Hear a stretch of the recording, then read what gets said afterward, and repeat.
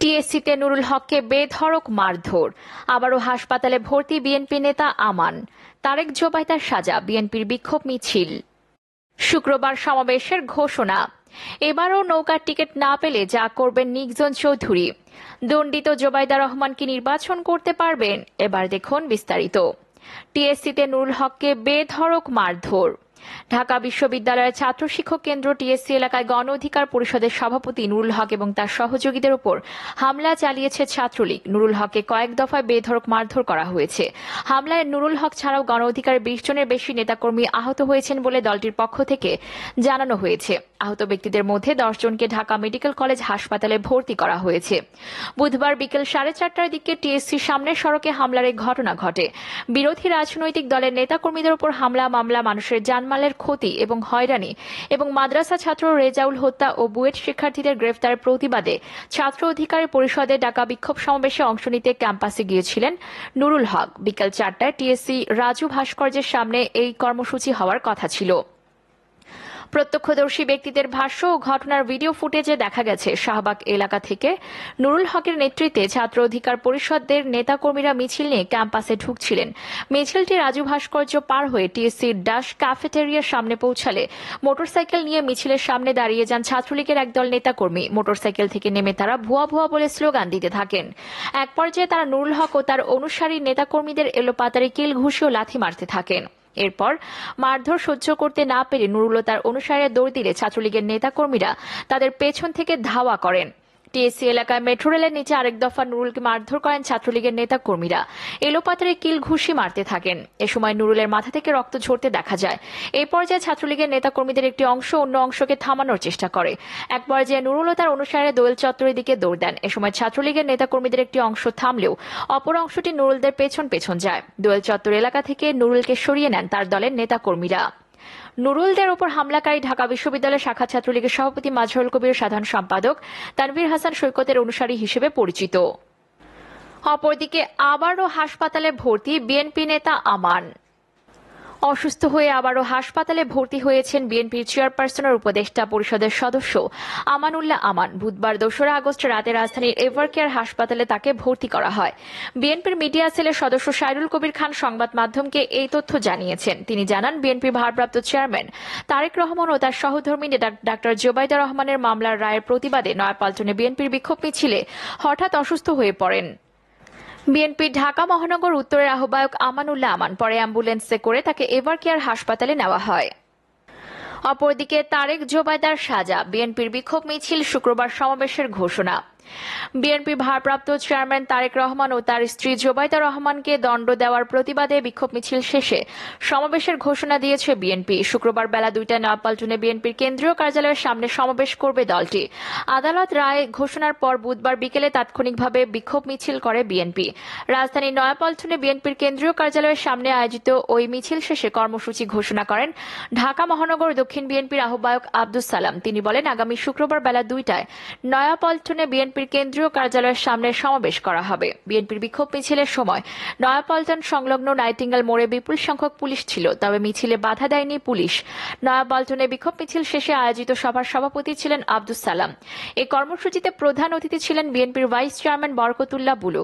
দলটির এই vice chairman বলেন, তারেক রহমান ও তার স্ত্রী জোবাইদা রহমানের বিরুদ্ধে যে রায় হয়েছে এটি ফরমায়েশি রায়। এই রায় সাধারণ মানুষ মেনে নেবে না। আপনাকে ক্ষমতা থেকে হটিয়ে বাংলার মাটিতে আপনার বিচার করা হবে। আপনি প্রস্তুত থাকুন। বিএনপির যুগ্ম সচিব রুহুল কবির রিজভী বলেন, তারেক রহমান ও তার স্ত্রী জোবাইদা রহমানের বিরুদ্ধে প্রহসনের রায় দেওয়া হয়েছে। আওয়ামী লীগ গণতন্ত্র হত্যাকারী দল হিসেবে পরিচিত। তারা তারেক রহমানকে এতটাই ভয় পায়, কখনো এই দেশে ছুটে আসেন এমন অজানা আতঙ্কেও ভয়ে থাকে। সভায় আরও বক্তব্য দেন জাতীয়তাবাদী যুবদলের সভাপতি সুলতান সালাউদ্দিন, জাতীয়তাবাদী মহিলা দলের সভাপতি আফরোজা আব্বাস। এদিকে তারেক রহমান ও তার স্ত্রীর বিরুদ্ধে দুদকের মামলায় রায় ঘোষণার আগে থেকে বিএনপির নেতাকর্মীরা নয়াপল্টনে কেন্দ্রীয় কার্যালয়ের সামনে জড়ো হতে থাকেন। বেলা 2:30টার পর নেতাকর্মীদের ভিড় বাড়তে থাকে। 3:30টার পর নেতাকর্মীরা কেন্দ্রীয় কার্যালয়ের সামনে বিক্ষোভ মিছিল শুরু করেন। জ্ঞাত আয় বহির্ভূত সম্পদ অর্জনের দায়ে বুধবার তারেক রহমানকে 9 বছরের কারাদণ্ড দিয়েছেন আদালত। একই মামলায় তার স্ত্রী জোবাইদা রহমানকে 3 বছরের কারাদণ্ড দেওয়া হয়। একই সঙ্গে আদালত তারেকের জ্ঞাত আয় বহির্ভূত 2,74,87,087 টাকার সম্পদ রাষ্ট্রের অনুকূলে বাজেয়াপ্ত করার আদেশ দিয়েছেন। এছাড়া তারেককে 3 কোটি টাকা ও জোবাইদাকে 35 লাখ টাকা অর্থদণ্ড করা হয়েছে। অপরদিকে এবারও নৌকার টিকিট না পেলে যা করবেন নিকজন চৌধুরী। ফরিদপুর ৪ স্বতন্ত্র এমপি মুজিবুর রহমান চৌধুরী নিকজন আগামী জাতীয় সংসদ নির্বাচনে আওয়ামী লীগের মনোনয়ন চাইবেন বলে জানিয়েছেন। তবে নৌকার মনোনয়ন না পেলে আবারও স্বতন্ত্র হিসেবে নির্বাচনে লড়বেন বলেও জানিয়েছেন তিনি।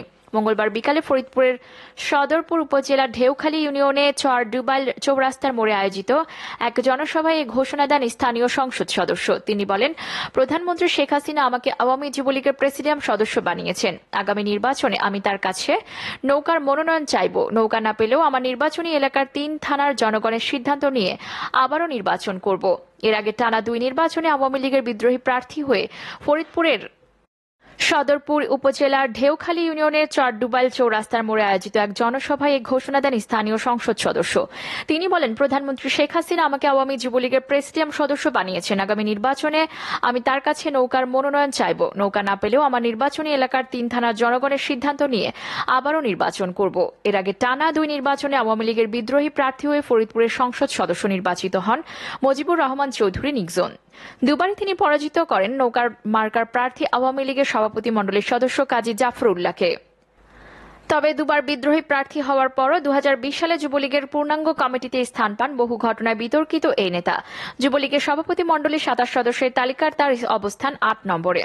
নিকজন চৌধুরী বঙ্গবন্ধু শেখ মুজিবুর রহমানের বড় বোন ফাতেমা বেগমের নাতি। নিকজনের বাবা ইলিয়াস আহমেদ চৌধুরী মাদারীপুরের শিবচরের সংসদ সদস্য ছিলেন। তার ভাই নুরি আলম চৌধুরী লিটন জাতীয় সংসদের চিফ হুইপ।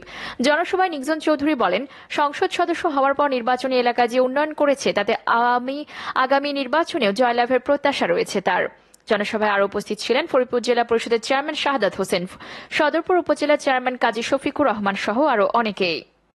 অপরদিকে দণ্ডিত জোবাইদা রহমান কি নির্বাচন করতে পারবেন? এক মামলায় যাবজ্জীবন ও ৪ মামলায় ২৮ বছরের কারাদণ্ড হওয়ায় নির্বাচনে প্রার্থী হওয়ার অযোগ্য হয়েছেন বিএনপি ভারপ্রাপ্ত চেয়ারম্যান তারেক রহমান। এবার গাতোয়ায় বহির্ভূত সম্পদ অর্জনের মামলায় সাজাপ্রাপ্ত হওয়ায় তার স্ত্রী ডক্টর জোবাইদা রহমানেরও সেই পথ একরকম বন্ধ হল। বুধবার ওই মামলায় বিএনপি ভারপ্রাপ্ত চেয়ারম্যান তারেক রহমানকে ৯ বছর ও তার স্ত্রী ডক্টর জোবাইদা রহমানকে ৩ বছর কারাদণ্ডের আদেশ দিয়েছেন আদালত। বুধবার দুপুরে ঢাকার মহানগর সিনিয়র স্পেশাল জজ মোহাম্মদ আসাদুজ্জামান এই রায় ঘোষণা করেন। এটাই ডক্টর জোবাইদার প্রথম সাজাপ্রাপ্ত হওয়া রায়। একই সাথে আদালতে তারেক রহমানের গাতোয়ায় বহির্ভূত ২,৭৪,৯৩,০৮৭ টাকার সম্পদ রাষ্ট্রের অনুকূলে বাজেয়াপ্ত করার আদেশ দিয়েছেন আদালত। এছাড়া তারেক রহমানকে ৩ কোটি টাকা ও জোবাইদাকে ৩৫ লাখ টাকা অর্থদণ্ড করা হয়েছে। সংবিধানের ৬৬(২) ঘ অনুচ্ছেদ অনুযায়ী যদি কোনো ব্যক্তি নৈতিক স্খলনজনিত কোনো ফৌজদারি অপরাধে দোষী সাব্যস্ত হয়ে ২ বছরের বেশি সাজা বা দণ্ডপ্রাপ্ত হলে তার নির্বাচনে অংশ নেবার সুযোগ নেই। রায়ের বিরুদ্ধে আপিল করে উচ্চ আদালত থেকে সাজা বাতিল বা স্থগিত করা হলে তখন তিনি নির্বাচনে অংশ নিতে পারবেন।